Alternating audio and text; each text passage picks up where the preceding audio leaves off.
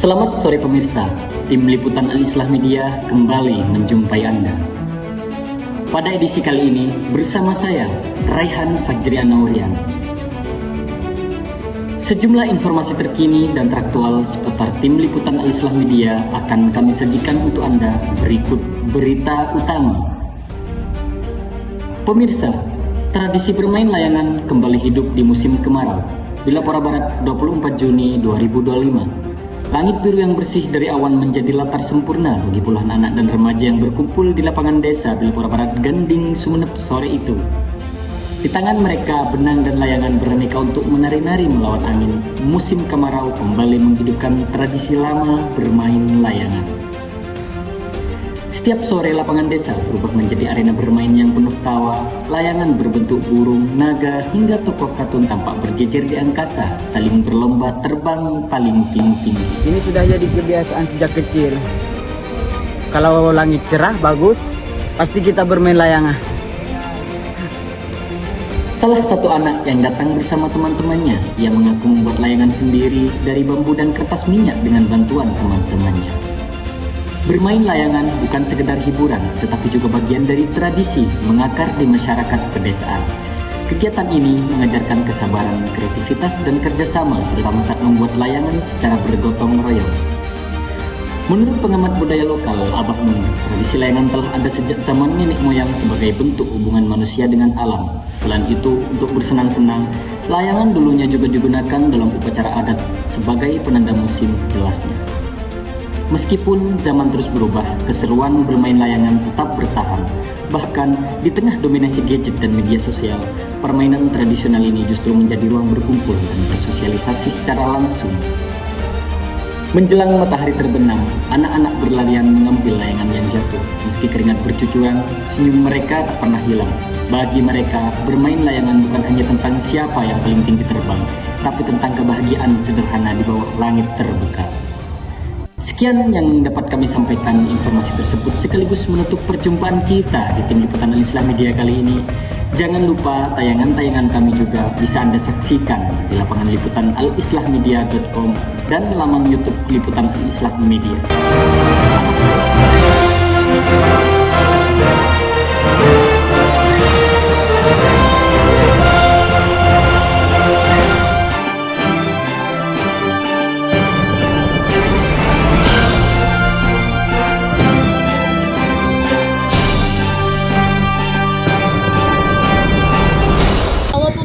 Saya Sintian Raini melaporkan dari pasar tradisional Kecamatan Lenteng, tempat di mana kita rasa Nusantara berpadu dalam satu tempat yang menggoda selera. Hari ini saya akan mengulas salah satu makanan khas yang menjadi kebanggaan daerah, yaitu olet. Cemilan tradisional khas Lenteng ini kini kembali menarik perhatian. Kudapan manis dan lembut terbuat dari singkong yang diolah dengan resep turun-temurun. Teksturnya yang lembut dan cita rasa uniknya membuat olet khas Lenteng ini menjadi oleh-oleh favorit bagi para wisatawan. Acuan nang pasar Tumatan, oleh nang pasar Lenteng, nang pasar Kemisan, pasar Rebuan, Balutoh, Pak Ibu. Mohon baik tangkul Ibu. 5.000 bantangkulina. Selain lezat, harganya juga sangat terjangkau, mulai dari 5.000 hingga 10 per porsi. Cocok bagi Anda yang ingin menikmati kulineran tanpa menguras kantong. Selama berapa tahun Ibu berjalan olah? Selama 30 tahun. Di mana aja Ibu berjalan olah? Hari Minggu pasar Lenteng. Menurut salah satu pedagang, Ibu Uma, ia telah berjualan olet ini selama lebih 30 tahun. Para penjual olet di Lenteng pun ramai dikunjungi, terutama saat akhir pekan.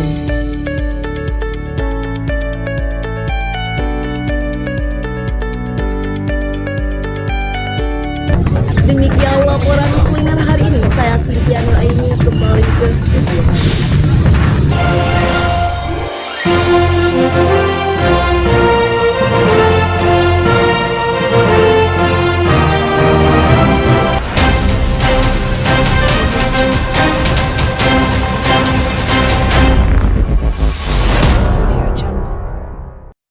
Assalamualaikum warahmatullahi wabarakatuh. Selamat pagi pemirsa. Berikut adalah berita utama pada hari ini. Gita Surur Giptani, siswi MTS Al-Islah asal Ganding Timur, Kabupaten Sumeneb, kembali menorehkan prestasi membanggakan di berbagai ajang perlombaan, baik tingkat lokal maupun nasional. Dikenal dengan kemampuan luar biasanya dalam bidang keagamaan, Gita telah meraih berbagai penghargaan di bidang tartil, tahfidz, tilawah, dan khitobat. Ia pernah menjadi juara di tingkat Kecamatan Ganding, tingkat Kabupaten Sumeneb, bahkan terus melaju hingga meraih prestasi di tingkat regional Madura, tingkat Provinsi Jawa Timur, hingga tingkat nasional.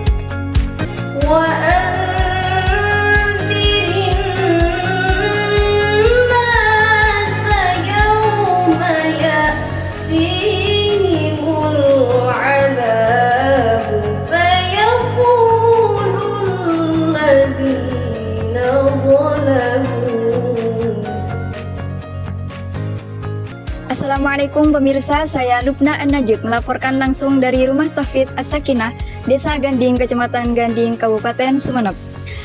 Hari ini kami mengangkat sosok inspiratif yaitu Gita Surur Giptani, siswi berprestasi yang telah menorehkan banyak penghargaan di bidang keagamaan.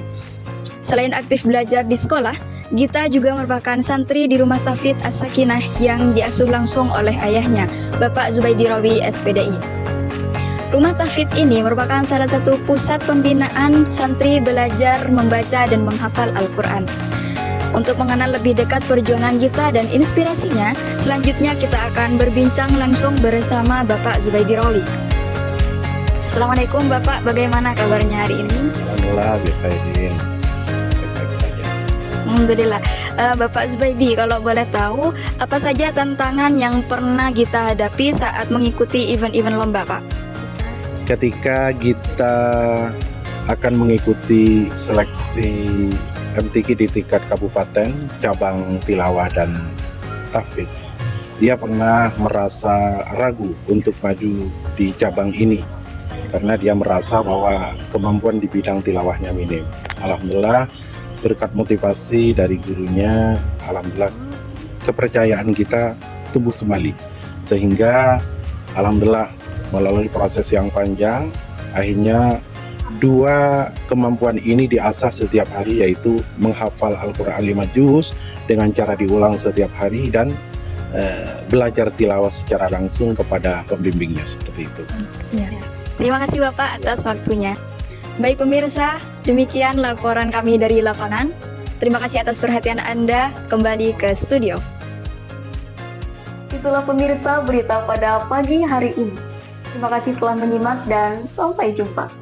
Assalamualaikum warahmatullahi wabarakatuh.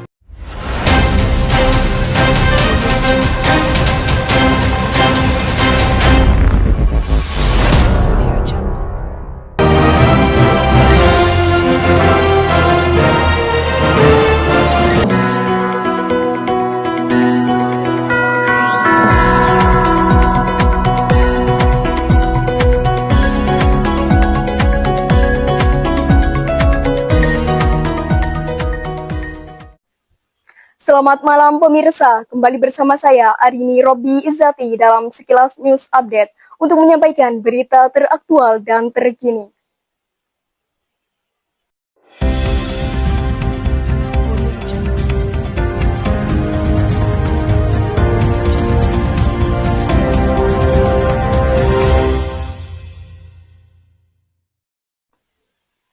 Pemirsa, tahun ini pemilik PT Arina Makmur Sentosa kembali berkurban. Kurang lebih ada sekitar 45 ekor sapi dan 30 ekor kambing yang dikurbankan. Daging kurban ini didistribusikan kepada seluruh masyarakat Ganding.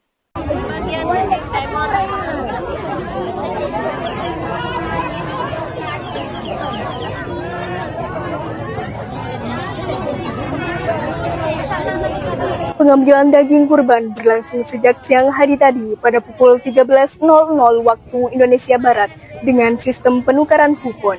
Puluhan warga berdesak-desakan untuk bisa mendapatkan daging kurban. Tidak hanya daging kurban, warga juga mendapatkan 5 kg beras, 1 liter minyak, dan aneka sembako lainnya.